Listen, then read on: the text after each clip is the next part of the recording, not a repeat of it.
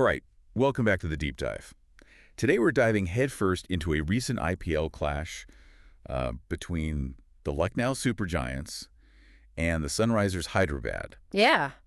And our source is none other than the play-by-play commentary from CricBuzz Live. You know, we're not just skimming the surface here. Yeah. We're going to dissect the key moments, those little shifts in momentum, and the strategic decisions that really decided the outcome of the match. Absolutely. The mission here for all of you learners tuning in is to walk away understanding the intricacies of this game, like what really made the difference. Yeah. And of course, how this all plays into the grand scheme of this IPL season. Right. Without getting, too lost in the weeds. Sure. So the setup for this one was interesting. Hyderabad was coming off, a seriously impressive performance. Oh, yeah. They just blew everyone away with a 286-run total in their previous game. Huge. Yeah, that was remarkable. They won the toss and naturally chose to bat first in this match too, home ground advantage and all. Yeah. On their home turf, yeah, you'd think they'd be looking to replicate that explosive batting display. Right, exactly. But Lucknow Supergiants had different plans. Oh, yeah, they did. They managed to restrict SRH to 190 for 9. Still a competitive total, Yeah. but a significant dip from their previous outing. Oh, yeah, and that ultimately proved to be, I think, the turning point. Right. Because LSG chased it down. They did. With 5 wickets and almost 4 overs to spare. Resounding win, as the CricBuzz commentators put it. It was a resounding win.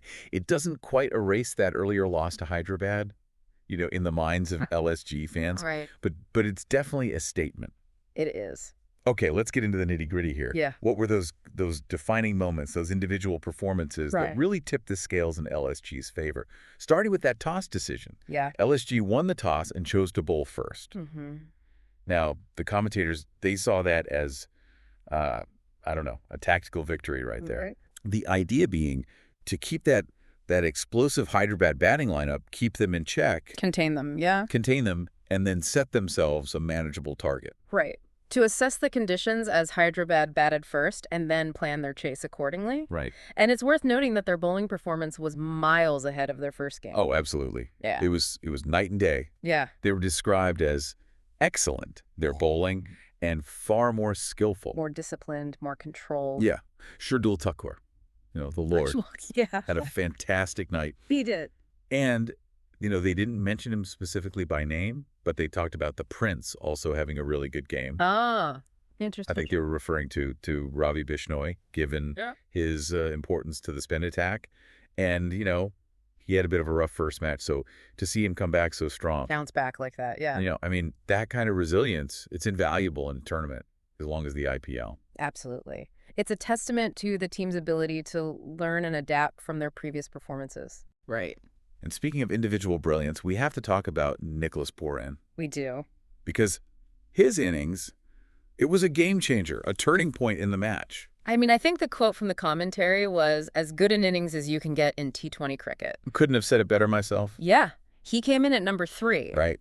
After Hyderabad lost Markram early on. That's right. And he seized the moment. Yeah.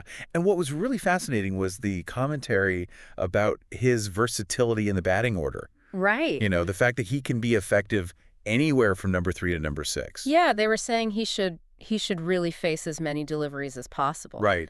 They were kind of hinting that maybe he should be batting even higher up the order. Makes you think, right. Where do you best utilize your best assets? Right. And this sort of feeds into a larger conversation in T20 cricket. Yeah. About promoting your power hitters up the order. Right. Pooran's success in multiple positions, it really kind of fuels that debate. It does. And his composure under pressure was also something that was remarked upon. Oh, absolutely. He dropped a catch off of Travis Head earlier in the match. Right. But he didn't let that affect his batting at all. Not one bit. Mental resilience, absolutely crucial. Yeah. And the power, the sheer power in his hitting was just phenomenal. The commentators were having a field day. I know. 6s of 94 meters, 93 meters. 94 meters, 93 meters, yeah. Those are monster hits. Into the second tier of the stadium? I know.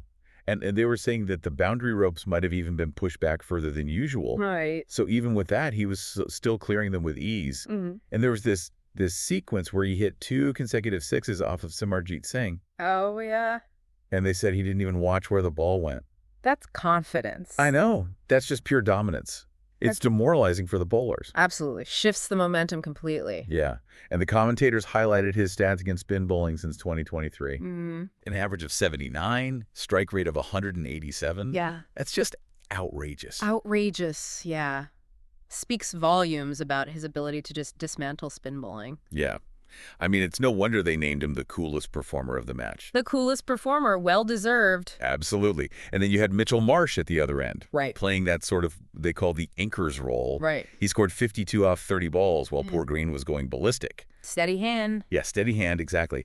You know, for those who might not be familiar with that term, the anchor role. Yeah. It's about building a solid partnership, rotating the strike, giving support to the more aggressive bats. Gyration of the innings, yeah. Exactly. Exactly. Making sure you don't lose too many wickets while, you know, the fireworks are happening at the other end. Right. And that partnership, it was really the bedrock of their successful chase. The backbone, yeah. Poor Bryn provided the acceleration, and Marsh ensured they didn't collapse. Right. A classic example of complementary batting. It was.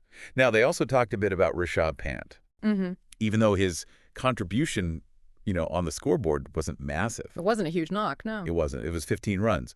But there was this one shot, a standing sweep for 6, that went into the second tier. Oh, wow. That just flashed his potential. A glimpse of what he's capable of. Exactly. And the commentators, they were quite vocal about wanting to see him bat higher up the order. Yeah, they've been advocating for that. I know. Ideally as an opener. Right. You know, the feeling is that at number 4, he's often kind of reacting to the situation. Dictated by the game. Yeah, rather than being able to dictate the terms himself from the start. Right, and it makes you think about player utilization in T20. Yeah. You know, they shared this anecdote about Pant actually wanting to open in the past, but feeling like there were too many other players who wanted that spot. Too much competition. Right. But now, as captain, he has the freedom to make that call. He does. He does. And his T20 stats, they're very good. But the commentators were saying, you know, not by his own standard. Not compared to his test match performances. Exactly. And, you know, they said that suggests that maybe there's another level he can reach in this format. Another gear to unlock. Yeah. And it was interesting. They talked about how teams are bowling to him at number 4 outside of the power play, using short ball. Using the short ball, yeah. Like a deliberate tactic to kind of limit his scoring. Right, because outside the power play, you have more fielders on the boundary, Right. making those short balls a little bit harder to dispatch. Yeah, exactly. Yeah. So it's this interesting tactical battle that's going on. A chess match. Yeah, a chess match. Now, let's shift gears a little bit Right. and talk about SRH's batting performance. Because after that incredible 286 they put up, they looked quite mortal in this game. Mortal, yeah, it did. And the commentators highlighted this apparent reliance on their top 4 or 5 batsmen. Right. Travis Head, Abhishek Sharma, Nitish Reddy, and Heinrich Klaassen. The core of their batting lineup. Yeah. Yeah. And they said, you know, if LSG could get those key wickets early on, SRH's batting could really crumble. It exposes a potential weakness, yeah. It does, yeah. And they also raised the possibility of them struggling on slower pitches. Right. Like what you might find in Chennai, for example. Yeah. That aggressive boundary hitting approach might not be as effective on a surface that doesn't offer as much pace and bounce. Right. They might have to, you know, adapt their game, rotate the strike more, build the innings more patiently. Right. Adaptability is key. It is. And Travis Head's dismissal, he got out on 37, and they said he went dead straight. Dead straight, yeah. Against the LSG bowler. And this was interesting because teams have generally been bowling wider to him. Into his body, yeah. Yeah, or into his body. So this might signal a bit of a shift. A change in tactics. Yeah, in how teams approach him. Maybe abandoning those wider lines and attacking the stumps more directly. Yeah. And then Abhishek Sharma, he got caught near the boundary off of a short ball. Right. So, again, that might be a tactic that we see more of against him. Teams are always analyzing, always adapting. Yeah, they are. And the commentators also pointed out that SRH's bowling was pretty expensive overall. Expensive, yeah. With the exception of Abhishek's first over. Right. They mentioned Tinas Rajan. He conceded 17 runs in 1 over. 17 runs in an over? Ouch. Yeah, against Marsh and Puran. Pat Cummins, even though he had a decent economy rate in this match, right, he was very expensive in the previous one. Okay. And Adam Zampa, they said he was really punished. Destroyed, yeah. Yeah.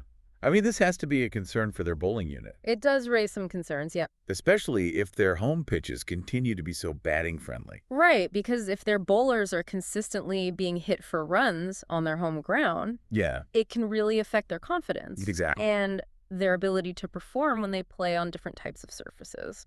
Yeah, they need to find a way to restrict the opposition batsman. Right, otherwise there's constant pressure on their own batting lineup to Yeah. score even more runs, Right? and that's not a sustainable strategy. It's not. So what's the big takeaway for LSG from this win? Momentum, Yeah. especially coming off that loss in their opening match. Mhm. This win was crucial. The commentator specifically mentioned that it would, appease the owners, Yeah. alleviate any pressure, and just generally foster a more positive atmosphere within the team. Yeah. It's a validation of their strategies Right. and a huge confidence booster. Okay. And looking ahead, they briefly touched on the upcoming match between Chennai Super Kings and Royal Challengers Bangalore. CSK versus RCB. Yeah, in Chennai. Mm-hmm. They said the conditions there are expected to be quite spin-friendly, Friendly. Yeah. and that we might see some changes in the lineups to reflect that. Right. Teams adapting to the conditions. Yeah, and it just, it highlights how interconnected this whole IPL season is. Absolutely. Each game provides insights into the other. Okay, so taking all of this in, Yeah. what are the key takeaways for you, the learner, from this deep dive into the LSG versus SRH match? That's the big question. Yeah. I mean, for me, one of the biggest things is the unpredictability of T20 cricket. Yeah. A team that scores over 280 Yeah. can be held to under 200 the very next game. Absolutely. We saw how much impact one player, One single player? Yeah. one player like Nicholas Paran can have on the entire match. Game changer. Yeah. And the importance of batting order and where you place your key players. Absolutely. And that even teams known for their explosive batting, like SRH, they can have weaknesses. They do. They can be exploited. Yeah. And for LSG, this win, it was huge. It was, yeah. It showed their ability to bounce back from a loss Right. and really learn and adapt. Mm-hmm. It'll be fascinating to see how other teams approach SRH moving forward. Yeah, how they try to counter that batting lineup. Right, and how Rishabh Pant's role might evolve. Right. Will he move up the order? Yeah, will he move up the order? Lots to ponder. Lots to ponder. It's a dynamic game, T20 cricket. It is. It Yeah. is. And, building on that discussion about Rishabh Pant and batting orders in general, Yeah. here's a thought. Go on. What if we start seeing captains take even bigger risks with their top order? Okay. Like, what if they just unleash their most destructive hitters right from the first over? Wow. From ball one. Yeah, regardless of conventional wisdom. Interesting. Would that be the next evolution in T20 strategy? It's food for thought, definitely. Something to watch out for as the season progresses. It is. It is. All right. Well, thanks for joining me for this deep dive today. It's been a pleasure. Until next time, See you then. take care. Bye.